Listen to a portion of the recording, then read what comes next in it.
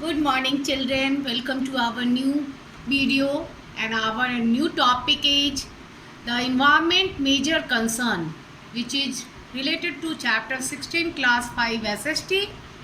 See, there are a number of things around us like plants, animals, soil, water, and human beings. They form our surroundings. जैसा कि आप जानते हैं, हमारे आसपास के वातावरण में पौधे, जानवर, मिट्टी, पानी, मानव जाति, सभी लोग मिलके एक सराउंडिंग, एक जो है वातावरण तैयार करते हैं. The surroundings in which we live is called the environment. और यही सराउंडिंग जिसमें कि हम रहते हैं और ये सारे प्राणी रहते हैं, ये कहलाते हैं environment.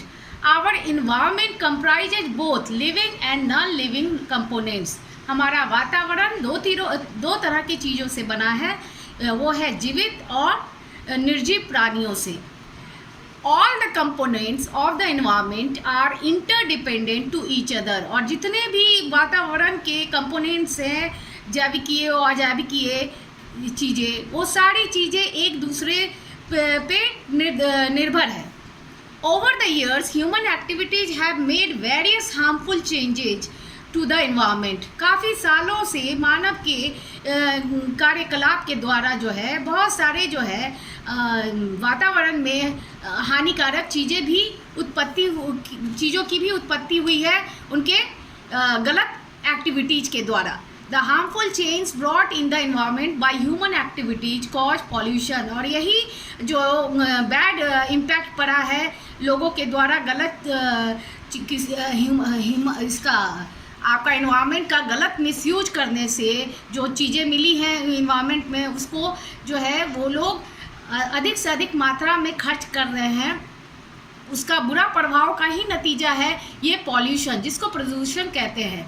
Now see the picture. Look at the picture given below 1 to 4 number carefully and write the human activities that are harming the environment. See the number first picture. In this picture, factory release smoke outside the environment, and this is the poisonous smoke. This smoke polluted the air. Number second picture, you see the factory sewage flowing in the rivers. ये bad water जो है वो river water को polluted कर रहा है. Number 3 picture, in number 3 picture you see the vehicles run over the road. The vehicles smoke also make the air polluted. जो गाड़ियाँ चल रही हैं सड़कों पर, उनसे जो धुआं निकल रहा है वो भी धुआं जो है वातावरण को दूषित कर रहा है, पॉल्यूटेड कर रहा है. In number 4 picture you see the garbage dumped in the river. That's why the river water is also make the river water polluted. जो कचरे जो है फेंके जा रहे हैं नदियों के पानी में, जो कि नदियों के पानी को भी दूषित कर रहा है. Now see our next topic from this chapter is ecosystem and its components. पारिस्थितिक तंत्र और उससे related components. What is ecosystem? Ecosystem is the environment around us. Ecosystem जो है हमारे आसपास का वातावरण है. The interaction of the living organisms with the non-living things in the environment in a given place is called as an ecosystem. जो जीवित प्राणी है और जो निर्जीव प्राणी है, इन दोनों का एक दूसरे पर निर्भर होना ही एक निर्धारित एरिया में जगह पर जैसे होता है, उस प्लेस को इकोसिस्टम कहते हैं. Ecosystem is the interaction of the biotic and abiotic factors. Biotic is called living things and abiotic factors included in non living things. Now see the next point. Components of ecosystem. What is the main components of ecosystem? There are 2 types of components in ecosystem.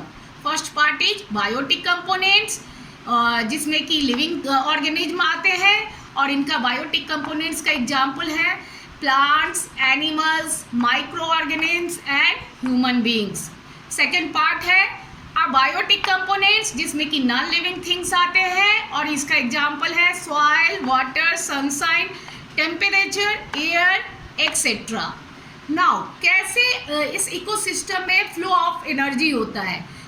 हमें जो है energy के लिए human being को क्या चाहिए, sunlight चाहिए, और वो सनलाइट से हमको एनर्जी मिलता है। फिर सनलाइट का जो है एनर्जी प्लांट्स में फ्लो करता है, प्लांट से एनर्जी एनिमल्स को आता है। इस तरीके से ये एक पूरा चेन तैयार होता है एनर्जी का।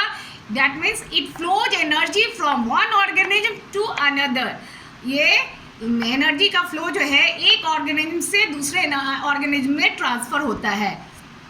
Now our second topic, ecosystem.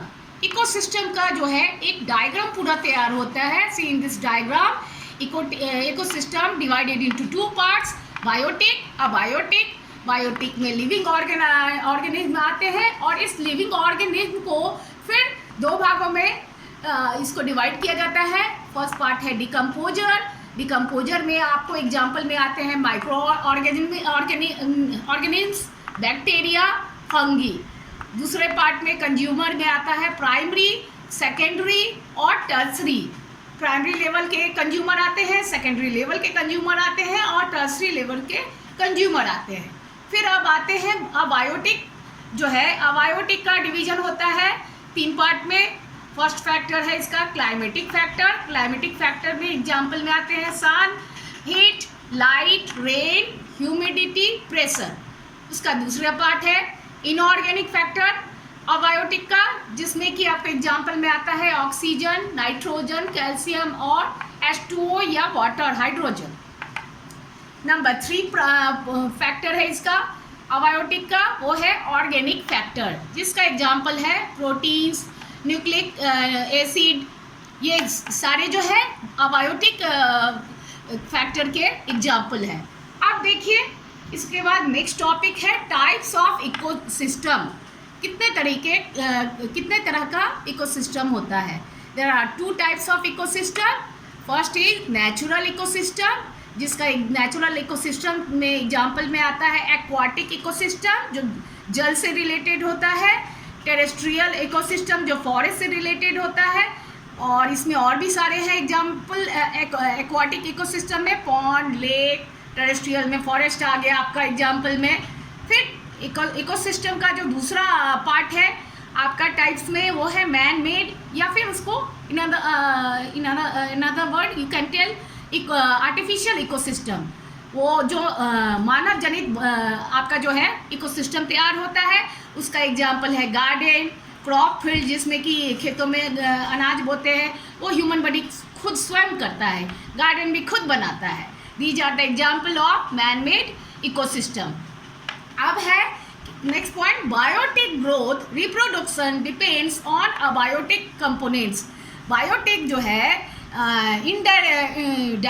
Biotic directly जो है वो डिपेंड रहता है अबायोटिक कंपोनेंट्स पे। जैसे अगर आप गार्डन में जाते हैं और गार्डन में कोई ट्री में फ्रूट्स लदा दिखता है, तो उस फ्रूट्स को दूर से बर्ड जो है आकर उसको खाने की कोशिश करते हैं। तो इस तरीके से हम देखेंगे कि जो गार्डन का ट्री है वो आपका जो है बायोटिक है, और बायोटिक में एयर आता है, और ये जो है फ्रूट्स का जो बीज जब बर्ड्स अपने मुंह से चबाता है और इस बीज को डिस्पर्सल करता है अनदर फील्ड में, तो वो अबायोटिक का आपका एग्जाम्पल आता है, जो कि इनडायरेक्टली जो है बायोटिक और अबायोटिक दोनों एक दूसरे पे डिपेंड होते हैं, और इस तरीके से जो है पूरा इकोसिस्टम का चेन तैयार होता है।